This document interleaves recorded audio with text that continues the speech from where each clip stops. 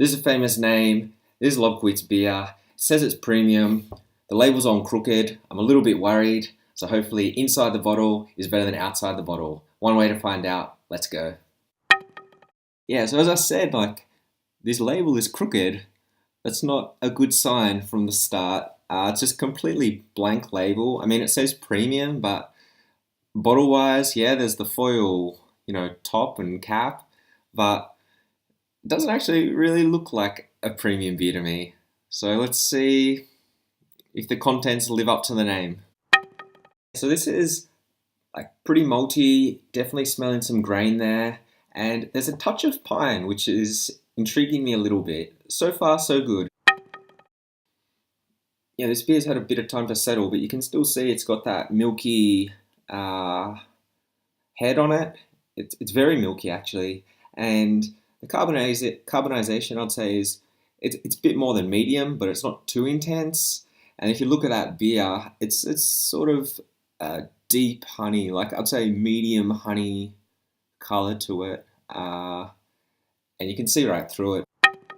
This is quite interesting. I'm starting to believe that premium name a bit because it starts off, it's very smooth, and you get this caramel taste right from the beginning, but then it sort of drifts onto some sort of dryness.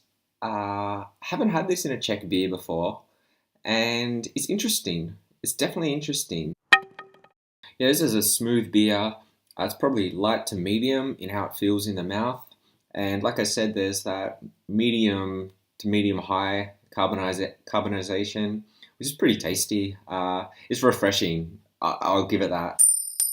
This didn't start off too well. How I mentioned, the label put me off. The bottle really didn't seem so premium.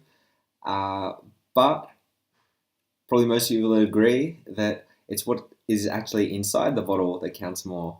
And in this case, Lobkowicz really delivered. This was a really interesting beer.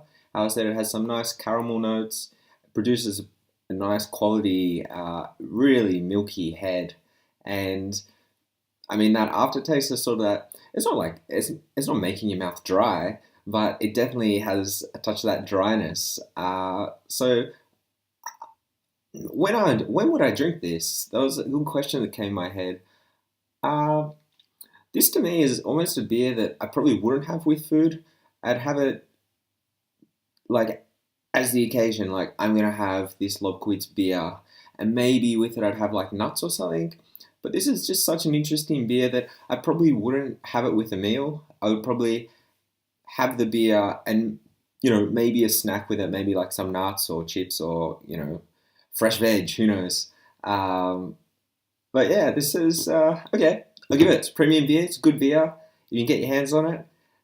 Give it a try.